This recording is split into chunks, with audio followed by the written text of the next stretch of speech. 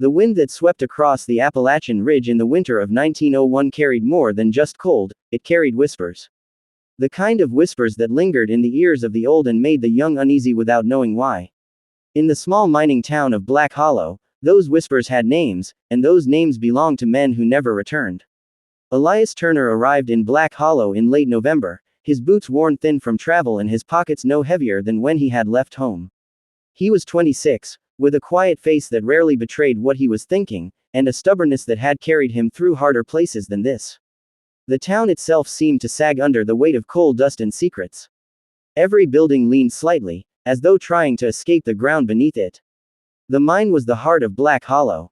Or perhaps its stomach, Elias thought, because it devoured men more often than it sustained them. Still, work was work, and work was survival. He signed his name with the mining company that very evening, joining a crew that had already lost 3 men that year. "They say the lower shaft ain't right," one of the miners muttered that night in the boarding house, his voice low as if the walls themselves might report him. "They say something changed down there after the collapse. Rock shifts all the time," another replied quickly, though his tone lacked conviction. Elias listened but said nothing. He had learned long ago that men often used stories to dress up their fear. And fear, he believed, was something that could be mastered. His first descent into the mine came before dawn. The lift creaked as it lowered them into the earth, the light from above shrinking until it was no more than a distant memory. The air grew damp and heavy, thick with the scent of coal and something else Elias couldn't quite place, something stale, like breath trapped too long in a sealed room.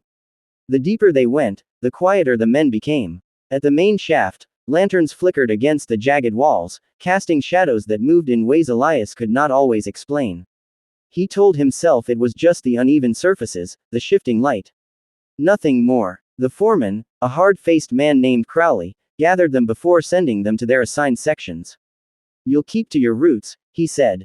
"No wandering, no exploring, and under no circumstances do you go beyond the marked barrier in the lower pit." "Why?" someone asked. Crowley's gaze hardened. "Because I said so." That was the end of it. In Black Hollow, questions had a way of disappearing before answers ever arrived. For the first few days, Elias worked without incident. The labor was brutal but predictable. Swing the pick, load the cart, breathe carefully, repeat. Yet there was always that feeling, subtle but persistent, that the mine was listening. Not alive, exactly, but aware in some distant, indifferent way. It was on the 6th day that Elias first heard it. He had been working alongside a man named Joseph Hale, an older miner with a permanent stoop and eyes that darted too often toward the dark. They were near the edge of the lower pit, not far from the wooden barrier Crowley had warned them about. At first, Elias thought it was just the echo of tools from another crew. But this sound was different. It was rhythmic, deliberate. Knocking. 3 slow taps. Then silence. Joseph froze. His grip tightened on his pickaxe.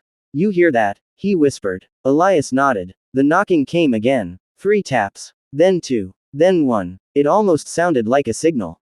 "Don't answer it," Joseph said quickly, his voice trembling. "Whatever you do, don't answer it." Elias frowned. "It's probably just. Don't," Joseph snapped, louder than he intended. He lowered his voice again immediately. "You don't understand. That's how it starts." Elias wanted to press him, but something in Joseph's. The darkness did not fall all at once.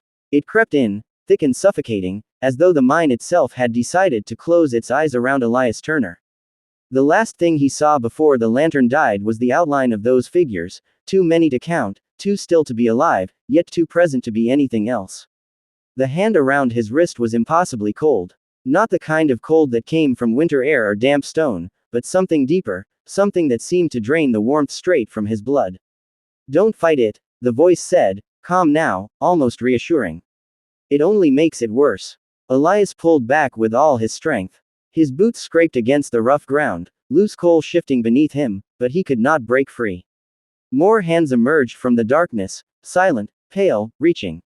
They didn't grab him all at once. They waited, as if certain of the outcome. "Let go," Elias shouted, his voice echoing wildly through the tunnel. No answer came from the living world above.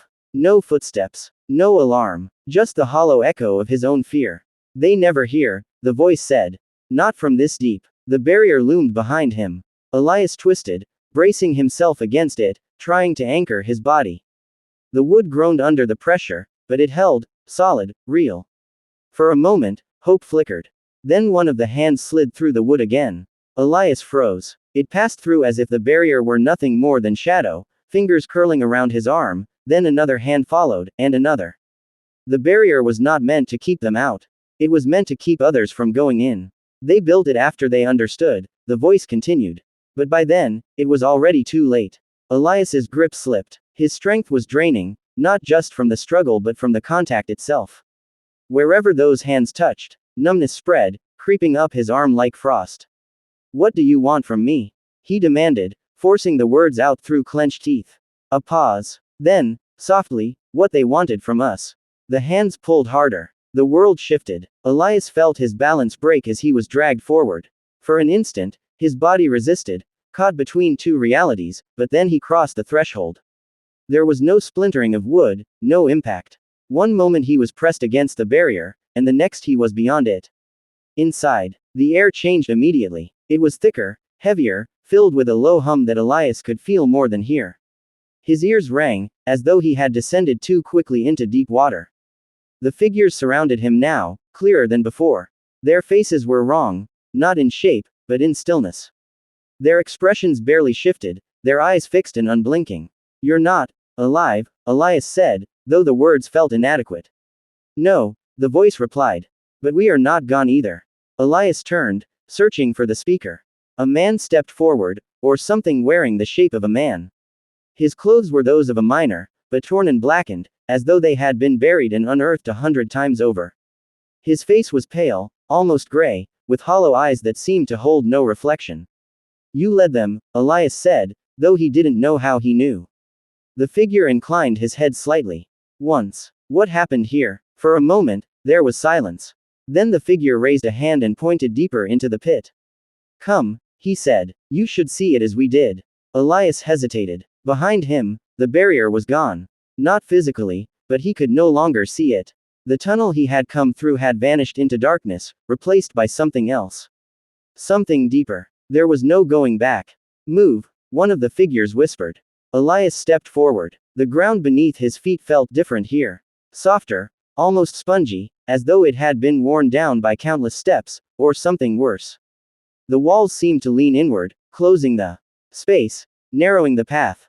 "How long have you been here?" Elias asked. The figure beside him answered, "Time does not pass the same way." That was not an answer. They walked in silence for what felt like hours, though Elias could not be sure. His sense of direction faded quickly. The tunnels twisted in unnatural ways, bending where they should have been straight, sloping where they should have been level. At times, he thought he heard distant sounds, metal striking stone, the rumble of carts, but when he listened closely, there was nothing. Finally, they reached a chamber. It was vast, far larger than any natural space Elias had seen underground. The ceiling disappeared into darkness, and the walls stretched wide, lined with jagged coal that seemed to absorb what little light there was. At the center stood a structure. Not built, exactly, but formed. A mass of timber, rock, and something else, fused together in a way that defied reason. It pulsed faintly, like a slow heartbeat. Elias stopped. "What is that?" he asked. The figure did not answer immediately. "It is what they found," he said at last. "Who?" "The first crew to dig this deep." Elias felt a tightening in his chest.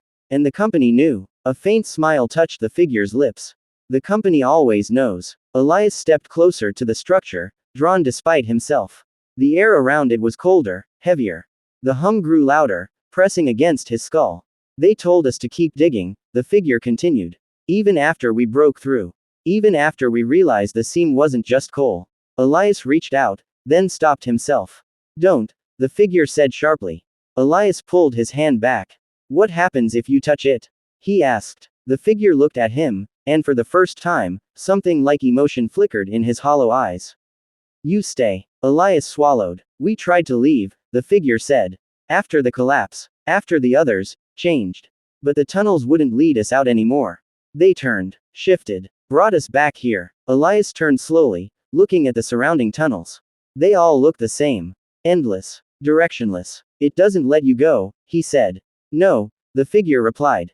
"It doesn't." A low sound echoed through the chamber.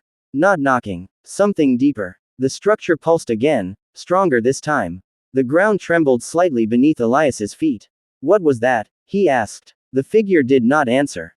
Instead, the other miners began to move, slowly, deliberately, taking positions around the chamber. Their movements were practiced, familiar. What are they doing? Elias demanded. The figure stepped closer to him. Working, he said. Elias stared at him. Working. We were told to dig, the figure said. And so we do. The sound came again. A deep, resonant thud. Elias realized then that it was not coming from the structure. It was coming from beyond it. From somewhere even deeper. There's more, Elias said, his voice barely a whisper. The figure nodded. Elias shook his head. No, I'm not going down there. The figure studied him for a long moment. You already have, he said. The ground shifted. A crack opened at the base of the structure, splitting the floor with a jagged line. From within, a faint glow emerged, not light, but something like it. Something wrong. The miners turned toward it as one. Elias took a step back. I'm leaving, he said, though he no longer knew what that meant. The figure's expression did not change. No one leaves, he said. The crack widened, and from the depths below, something began to rise. Not fast, not sudden, but inevitable. Elias felt it before he saw it. A pressure, immense and suffocating, like the weight of the entire mountain pressing down on his chest. The glow intensified, casting long, distorted shadows across the chamber. The miners did not move. They simply watched, as if they had seen it all before, as if they were waiting. Elias stumbled backward, his breath coming in short, panicked bursts. What is that? He asked, though every instinct told him he did not want the answer. The figure spoke quietly. It's what called us. The thing rose higher, and as its shape began to form within the glow, Elias understood something that broke whatever remained of his certainty. The mine had never been the danger. It had only been the doorway. And now, that doorway was opening wider. Elias staggered back until his shoulders struck the jagged wall of the chamber. The impact barely registered. Every part of him was fixed on the widening crack and the thing rising from it. It did not emerge like a creature. There was no clear shape, no body to understand. At first it seemed like a distortion in the air itself, a bending of space where the glow thickened and twisted. Then, slowly, edges formed, suggestions of limbs, or perhaps tunnels within tunnels, folding over one another in ways that made Elias's eyes ache. The light it gave off was not steady. It pulsed, like breath. With each pulse, the chamber seemed to contract slightly, as if the mine were inhaling along with it. Elias dropped to one knee, gasping. What is it? He whispered again, though his voice felt small and useless. The figure beside him answered, but even that voice sounded strained now. We never found a name for it. The miners around the chamber lowered their heads, not in reverence, but in something closer to surrender. It doesn't need one, the figure continued. It only needs us. The thing rose higher, and now Elias could see something like openings along its surface, dark hollows that might have been eyes, or mouths, or neither. From within them came that same rhythm he had heard before. Knock, knock, knock. But now it was louder. Not a sound traveling through rock, but a force pressing directly into his skull. Elias clutched his head, teeth clenched. Make it stop. It doesn't stop, the figure said. You only stop hearing it when you belong to it. Elias forced himself to look again. The miners had begun to move. Not randomly, not aimlessly, but with purpose. They took up tools that had not been there a moment before. Pickaxes, shovels, broken lengths of timber. Their movements were slow but steady as they approached the edges of the chamber. No, Elias said, shaking his head. No, you don't have to do this. None of them responded. They told us to keep digging, the figure said again, as if reciting something long ingrained. And it agreed. Elias turned sharply. Who agreed? That thing. The figure met his gaze. It listens, he said. In its own way. A miner raised his pickaxe and brought it down against the wall. The sound echoed, sharp, final. Then another joined. And another. Soon the chamber filled with the steady rhythm of labor. Steel striking stone. Over and over. Measured. Relentless. Elias felt panic rising, hot and desperate. This isn't real, he muttered. This can't be real. But it was. Every strike of the tool sent vibrations through the ground, feeding into the pulse of the thing in the center. The glow intensified with each impact, growing brighter, deeper, more alive. You're feeding it, Elias said. The figure did not deny it. It feeds on effort, he replied. On persistence. On the act of breaking what should remain whole. Elias stared at him. That's madness. It is the only thing left. The knocking grew faster now, less like a signal and more like a demand. Elias tried to stand, but his legs trembled beneath him. The air was growing thicker, harder to breathe. Every inhale felt shallow, insufficient. I won't stay here, he said. I won't become one of you. The figure watched him quietly. You already crossed the line, he said. That is how it begins. Elias shook his head violently. There has to be a way out. There has to be. For the first time, the figure hesitated. It was small, barely noticeable, but Elias caught it. You've tried, Elias pressed. But maybe you missed something. Maybe there's another path. The figure's hollow eyes shifted, as if searching through something distant. The tunnels change, he said slowly. They close. They turn back. Not all of them, Elias insisted. There has to be one. There always is. The knocking paused. Just for a moment. The sudden silence hit harder than the noise. Every miner froze mid-motion. The glow dimmed slightly, as if the thing itself were listening. Elias felt it then, attention. Not sight, not awareness as he understood it, but something vast turning toward him. The figure's expression changed. For the first time, there was something like fear. You shouldn't have said that, he whispered. The crack in the ground widened further with a sharp, splitting sound. The glow surged, spilling outward like liquid light. And the thing shifted, not upward this time, toward him. Elias stumbled back, heart hammering. I didn't, he began, but the words failed him. The knocking resumed. Faster. Closer. Inside his head, the miners dropped their tools. All at once, they turned toward Elias. Their faces were no longer empty. Now they were intent. You reminded it, the figure said, his voice strained. Of something beyond this place. Elias's breath caught. Beyond. Escape, the figure said. The words seemed to echo unnaturally, bouncing off walls that should not have carried sound that way. The thing pulsed violently. The chamber shook. Dust and fragments of coal rained down from above. It doesn't like that, the figure continued. It doesn't like the idea of losing what it has taken. Elias's mind raced. Then that's it. That's the way out. If it fears losing us, it doesn't fear, the figure snapped.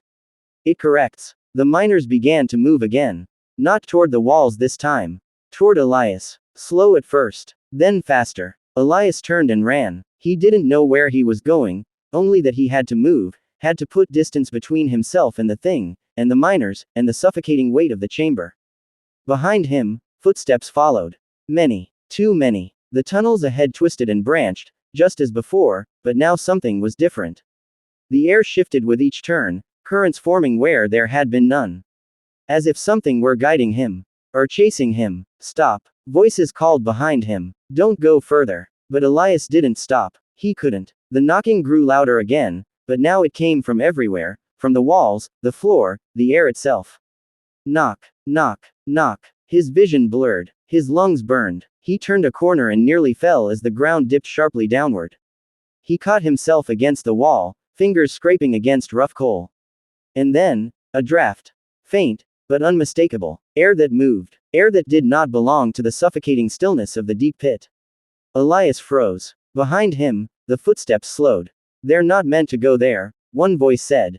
Come back, another urged. It's easier if you come back. Elias ignored them. He pushed forward, following the faint current. The tunnel narrowed, forcing him to squeeze through in places, scraping his shoulders against the walls. The knocking became erratic, angry. The ground trembled again, more violently this time. Cracks spread along the tunnel walls, thin lines at first, then widening. It's closing, a voice shouted behind him. Or opening. Elias couldn't tell. He forced himself onward, heart pounding, every instinct screaming at him to keep moving. The draft grew stronger. Ahead, there was something else now. Not darkness. Not the wrong, pulsing glow.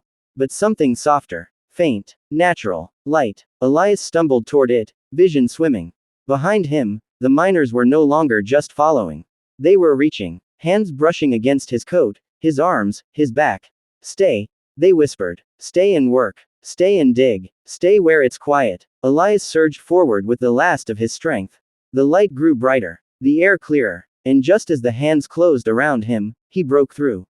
He collapsed onto cold ground, gasping, his body racked with coughing as clean air filled his lungs. Above him, the sky stretched wide and gray with early morning. For a long moment, he could not move. Could not think. Only breathe. Slowly, he rolled onto his back, staring up at the open world. The wind brushed against his face, sharp and real. Alive. He turned his head. The mine entrance stood a short distance away, silent and unchanged. No crack, no glow, no sign of what lay beneath. Elias pushed himself up, trembling. He took a step back. Then another. Behind him, from deep within the earth, faint and distant, he heard it again. Knock, knock, knock. Elias closed his eyes. And for the first time since entering the mine, he understood something with terrible clarity. It had not lost him. It had let him go. And somewhere far below, in the dark that never ended, the digging continued. From the lower pit, the man's expression shifted, just slightly. You mean the stories? It's not stories, Elias insisted. There's something down there. Something the company knows about. You can't go back. The man pulled his arm free. You shouldn't talk like that, he said, glancing around nervously. Crowley hears, you'll be out. Or worse. Worse. Elias pressed. What's worse than that? The man hesitated. Then, quietly, you don't come back. Elias stared at him. Exactly. That's what I'm telling you. No, the man interrupted, shaking his head. Not like that. Not missing. He leaned in closer. Sometimes, he whispered, they come back, wrong. Elias felt a chill run through him. What do you mean? But the man had already stepped away, heading toward the mine with the others. Elias watched them go, one by one, into the mouth of the mountain. The knocking in his chest grew stronger. Knock, knock, knock. He staggered back, pressing himself against the wall of the boarding house. His vision blurred again, just for a second, but in that second, he saw it. Not the town, not the morning, but the chamber, the structure, the glow, and the miners, still digging. Elias blinked hard, and the vision snapped away. No, he said under his breath. No, I'm not going back there. But the thought felt weaker now. Less certain, as if something inside him disagreed. He pushed himself off the wall and forced his legs to move. If the company knew something, and they did, then he needed answers. Real ones. Crowley. The foreman would know. Elias headed toward the company office, a squat wooden building that stood apart from the rest of the town. It looked sturdier, more deliberate, as if it had been built to last while everything else slowly wore down. The door was locked. Elias didn't hesitate. He forced it open with a hard shove, the wood splintering around the frame. Inside, the air was stale, heavy with ink and dust. Papers covered the desk, stacked in uneven piles. Maps lined the walls, detailed layouts of the mine, marked with lines and notes. Elias moved quickly, scanning them. Most showed the upper levels. Some included the lower pit. But none went beyond the barrier. Except one. It was older than the rest, yellowed and worn at the edges. The markings were rough, less precise, but they extended deeper than any of the others. Far deeper. Elias leaned closer. At the very bottom of the map, there was a symbol. Not a word, not a number, just a shape, irregular, unfinished. And beside it, written in hurried, almost frantic script, do not breach again. Elias's hand trembled slightly as he traced the line leading to it. Again, he whispered. A floorboard creaked behind him. Elias spun around. Crowley stood in the doorway. Silent, watching. For a long moment, neither of them spoke. Then Crowley stepped inside, closing the door behind him. You shouldn't be here, he said. Elias straightened. You know what's down there. Crowley's expression didn't change. I know enough. Men are disappearing, Elias said. And the ones that don't, they're trapped. Forced to keep digging. Crowley's eyes flicked briefly to the map. Then back to Elias. You went past the barrier, he said. It wasn't a question. Elias didn't deny it. You let it happen, Elias continued. You knew, and you kept sending men down anyway. Crowley sighed, slow and heavy. You think we had a choice? He said. Yes, Elias snapped. You could have shut it down. And then what? Crowley shot back. You think the company would just walk away? You think something like that gets buried because we decide we don't like it? Elias faltered. Crowley stepped closer. They found something, he said quietly. Something that doesn't belong to this world. And once they did, once they opened it, it wasn't a question of whether we kept digging. It was a question of how many we were willing to. Of whether we kept digging. It was a question of how many we were willing to lose. Elias clenched his jaw. So you sacrifice them? Crowley shook his head. We contain it, he said. Elias let out a bitter laugh. Contain. It's not contained. Crowley's gaze hardened. It was, he said. Until you went down there. The knocking in Elias's chest hit harder. Knock, knock, knock. Crowley's eyes dropped to him. And for the first time, he heard it too. Crowley went still. What did you do? He asked, his voice barely above a whisper. Elias met his gaze. And slowly, with growing dread, he understood. I didn't bring something back, Elias said. Another knock echoed. Louder now, heavier. The walls creaked. Dust fell from the ceiling. Elias swallowed. It followed me. Elias did not remember how long he stood there. The sky above him was pale and endless, stretching farther than anything that had existed in the pit below, yet it did not bring him comfort. The wind moved through the trees, brushing the tops of the ridge with a hollow whisper that felt too familiar. Knock, knock, knock. He opened his eyes again, breathing slowly, forcing his chest to steady. The sound had faded, but not completely. It lingered somewhere beneath his thoughts, like an echo that refused to die. It let me go, he muttered. The words felt wrong the moment he said them. Not relief. Never relief. Something else. Something unfinished. Elias turned back toward the mine. From the outside, it looked no different than it had the night before. The same rough timber frame, the same black mouth in the side of the mountain.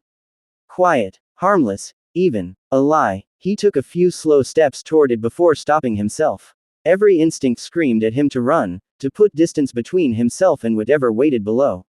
But another feeling pushed back, something heavier than fear. Responsibility. They're still down there, he said under his breath. The miners. The ones who had spoken. The ones who had followed. The ones who could not leave. Elias clenched his fists. No, he said firmly. No, I'm not going back. The decision felt solid for all of 3 seconds. Then the knocking came again. Louder. Closer. Not from the mine this time. From behind him. Elias turned sharply. The hillside stretched empty for a moment, and then he saw them. Footprints. Fresh. Pressed into the thin layer of frost that covered the ground, leading away from the mine entrance, and stopping just a few feet behind where he stood. As if someone had walked out, and vanished. Elias's breath caught. Slowly, he stepped back, his boots aligning with the prints without meaning to. They were the size of a man's. Heavy. Deep. A miner's steps. Knock. This time it didn't echo through the earth. It came from within his chest. Elias staggered, clutching at his coat. His heart pounded. Not fast, but hard. Each beat landed like a hammer against bone. Knock. Knock. Knock. No, he whispered. No, that's not real. But it was. The rhythm was the same. The same pattern he had heard in the pit.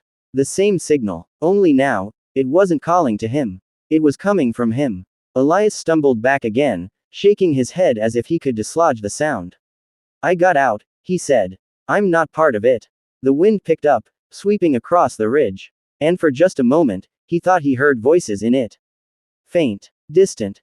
Keep digging, don't stop, bring it closer. Elias pressed his hands over his ears, but it didn't help. The sound wasn't outside anymore. It was inside. He turned and ran. Down the path that led away from the mine, toward the town, toward anything that resembled normal life. His legs burned, his lungs strained, but he didn't slow. He didn't dare. Black Hollow came into view through the thin morning mist, crooked buildings, narrow streets, smoke rising lazily from chimneys. It looked the same as it always had. But Elias saw it differently now. Every structure felt temporary. Every shadow felt deeper. He reached the edge of town and slowed, trying to steady himself before anyone saw him. The last thing he needed was questions he couldn't answer. The knocking had softened, but it hadn't stopped. It never fully stopped. Elias pulled his coat tighter around himself and made his way toward the boarding house. A few early risers were already out, men heading toward the mine, their faces tired, their movements automatic. None of them noticed anything strange. None of them heard it. Elias grabbed one of them, a young miner he recognized but didn't know by name. Hey, Elias said urgently. Listen to me. The man frowned. What's wrong with you? You ever hear knocking? Elias asked. Elias's gaze remained fixed on the mine. It didn't just follow me, he said. It found me. The darkness at the entrance thickened, pulling inward before pushing out again, like breath. And then, a shape formed. Not fully, not clearly, but enough. Something vast pressed against the threshold, just beyond sight, warping the air around it. The light from outside seemed to bend as it touched the edge of the darkness, swallowed before it could reach inside. Gasps rippled through the crowd. Someone ran. Then another. Panic spread quickly after that. Crowley pulled harder at Elias. Move. But Elias stood still. His chest rose and fell slowly now, the panic gone. Replaced by something else. Understanding. They kept digging, Elias said softly. That's what it wanted. Crowley stared at him. This isn't the time, it feeds on effort, Elias continued, almost to himself. On breaking what should stay whole. The knocking grew louder. Faster. Knock knock knock knock. Elias winced, but didn't look away. And I let it here, he said. Crowley's grip tightened. Then we stop it here. Elias finally turned to him. How? He asked. Crowley didn't answer. Because there was no answer. The ground shook violently. A deep crack split the earth just in front of the mine entrance, tearing through the dirt and rock with a deafening roar. The crowd screamed, scattering in all directions. From within the crack, that same faint, wrong glow began to rise. Not contained anymore. Not distant. Here. Elias took a step forward. Crowley grabbed him again. Have you lost your mind? Elias shook his head. No, he said. I think I finally understand. The knocking slowed. As if listening. Elias pulled free from Crowley's grip. It doesn't just take, he said. It connects. It pulls people in, but it also follows what they carry back. Crowley stared at him. You're talking like you know what it wants. I think I do. Elias turned toward the growing crack, toward the glow, toward the thing pressing its way into the world. It wants a way out, he said. And I gave it one. Another tremor shook the ground. The crack widened. The glow intensified. Shapes moved within it. Too many. Elias took another step forward. Then fix it. Crowley shouted. If you brought it out, send it back. Elias stopped at the edge of the crack. The heat, or cold, he couldn't tell which, washed over him, carrying that same suffocating pressure he had felt below. The knocking returned. Slow. Heavy. Knock. Knock. Knock. Elias closed his eyes. They couldn't leave, he said quietly. Because they were part of it. He opened his eyes again, staring into the glow. Maybe that's the only way to stop it too. Crowley's voice came sharp and desperate behind him. Elias. Don't. Elias didn't look back. If it needs something to hold it, he said, to keep it down there. He took one final breath of cold mountain air. Then it needs someone to stay. The knocking surged. The glow flared. The thing within the crack shifted. Reaching, Elias stepped forward. And dropped into the light. For a moment, there was chaos. The ground shook violently, the crack snapping inward as if the earth itself were trying to close. The glow surged upward, and then, collapsed. Silence fell. Heavy. Total. The crack sealed. The mine entrance stood still. Empty. The knocking stopped. Crowley stood frozen, staring at the place where Elias had vanished. Around him, the town slowly stilled. The air lightened, the pressure lifting as though something vast had withdrawn. No one spoke. No one moved. Minutes passed. Then longer. Nothing returned. No sound. No glow. No sign of what had been there. Only the quiet wind moving across the ridge. Crowley exhaled slowly, his shoulders sagging under a weight he couldn't name. It's over, someone whispered. Maybe it was. Maybe. But far below, deeper than any map could reach, in a place where time did not move and light did not belong, the digging continued. And somewhere in that endless dark, a new figure stood among the others. Still, watching, waiting, and in the silence that followed, if anyone had been there to hear it, they might have noticed something had changed. The knocking had not vanished. It had only learned a new rhythm. And this time, it was patient. For a moment, neither of them moved. The air inside the office thickened, as if something unseen had settled into the space between them. The faint creak of the building, the distant murmur of the town, everything seemed to fall away beneath that slow, deliberate sound. Knock. Crowley took a step back. His face, once hardened by years underground, lost its certainty. No, he said under his breath. No, that's not possible. It doesn't come up. It never. Knock. Knock. The walls shuddered faintly, the maps trembling where they hung. Elias could feel it now, not just in his chest but in the floor beneath his boots, in the beams above his head. It learned, Elias said quietly. Or maybe, it remembered. Crowley's eyes snapped to him. Remembered what? Elias hesitated. Then, the way out. Silence followed. Heavy. Final. Crowley turned sharply, moving to the window. He pushed it open and looked out toward the mine. From here, the entrance was just visible between the buildings, a dark cut in the mountainside. Men were still going in. Unaware. Unprepared. Crowley slammed the window shut. Get out of town, he said suddenly. Elias frowned. What? Now? Crowley snapped. You don't understand what happens if it reaches the surface fully. The mine, it was holding it.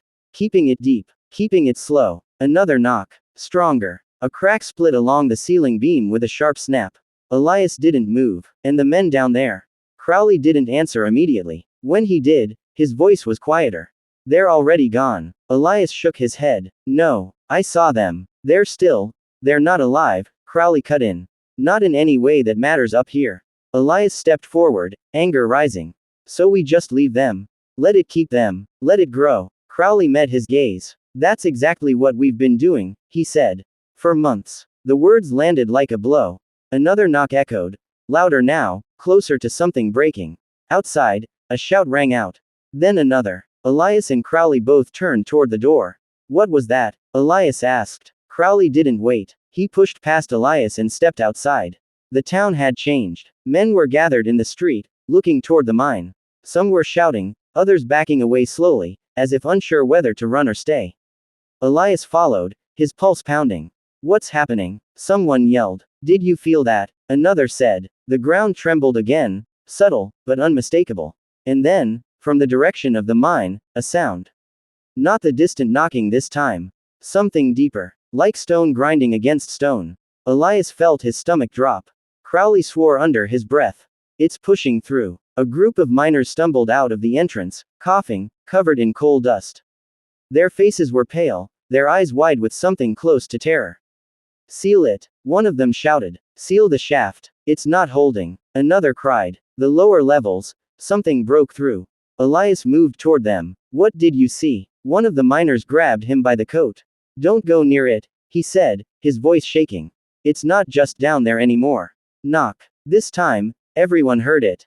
The sound rolled through the air, low and heavy, like a heartbeat too large for any living thing. The crowd went silent. Slowly, all eyes turned back to the mine. The darkness inside the entrance shifted. Not like shadow, like something moving within it.